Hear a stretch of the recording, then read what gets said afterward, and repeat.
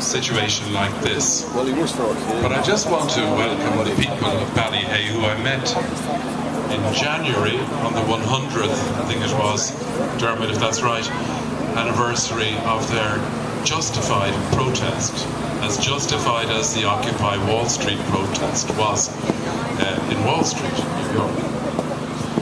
You know, back in 2009, early 2009, after the financial markets had crashed and Lehman Brothers had gone broke, I decided to try and do homework and research on the balance sheets of the banks in the Western democracies, and particularly in Europe, and more particularly here at home. So I used a bit of shoe leather and went around to the headquarters of the 6 Irish-owned banks to get their most recent accounts and to do an analysis of them across the 6. And it became apparent, because when you do this type of homework, it becomes apparent what the problem is. And it was apparent that there was going to have to be recognition of not less than 100 billion of losses in those 6 banks. And I was laughed at, and so were another few, not that many economists and analysts at the time.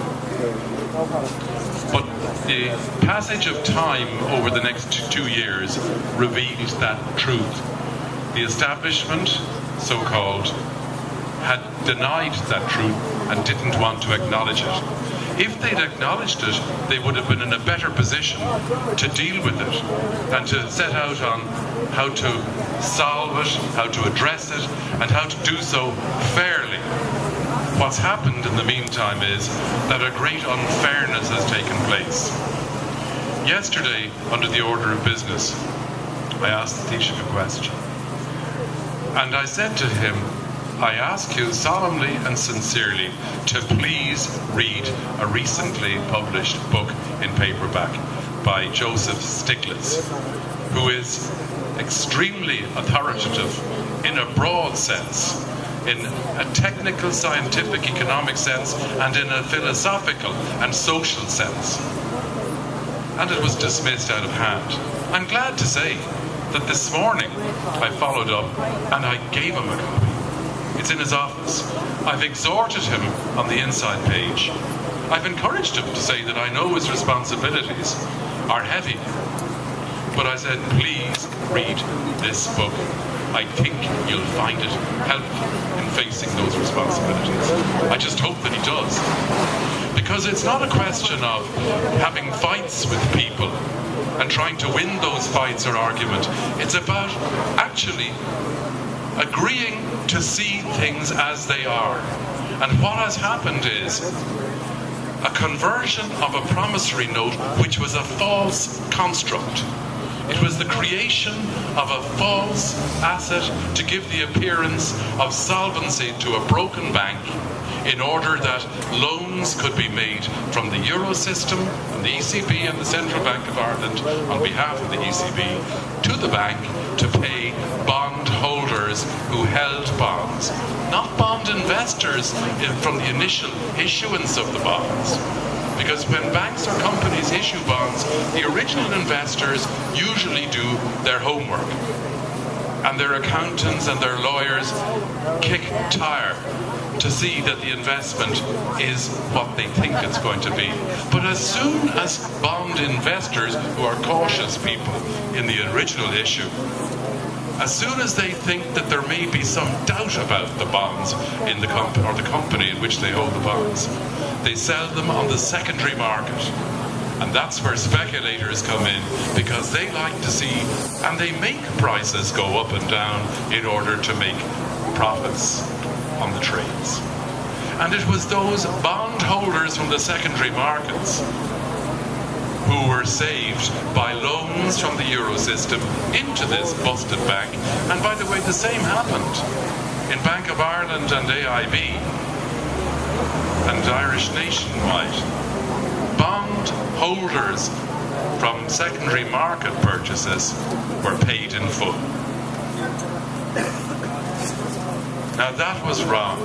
The promissory note, which was created with the joint agreement of our governor of the central bank and the European authorities and the ECB, that promissory note had a shortish life, relatively, 11 years, 12 years. And the creditors, that is the ECB, the Eurosystem, knew that if the term of that promissory note wasn't expanded and extended to a longer period, then Ireland would have fallen to its knees sooner rather than later. That's why what has happened, the conversion and substitution of the promissory note by these long-dated bonds, doesn't do anything for the essence of that debt, which is the losses of the bank. All it does is spreads it longer, and in doing so serves the interests of the creditors, the Eurosystem, not the people of Ireland. That's what's wrong about it, and that's why I signed my name to the bill tonight, on which I've been given 3 minutes. Pathetic, but there you go, 3 minutes to speak. I commend you for your patience and your perseverance. What you say is correct. What is being said inside, to me, is a tragedy, and I am actually embarrassed by the lack of courage and by the cowardice of not presenting this case robustly, articulately and well to the European authorities. It's a total failure. A total failure. And that's the truth of it. So, well done. Thank you. And I think it's shocking that the German finance minister, coming from a country that after World War II in 1953 had massive debt restructuring write-offs, massive, should dare to say on the day that our finance minister presents his budget that everything in Ireland is fine. No, it's not. Why have we got so many households subsumed by debt? Why have we so many young people abroad, emigrated abroad, and so on? There's a disconnect in that building in there from the realities in households and in businesses. A total disconnect. Thank you. Thank you, Peter.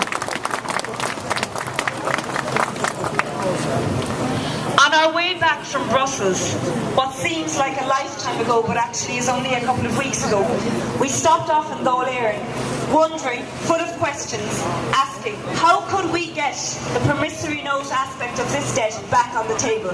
Because everywhere we've gone, everywhere, it has always been the least defensible part of the debt. And we met on that occasion a TD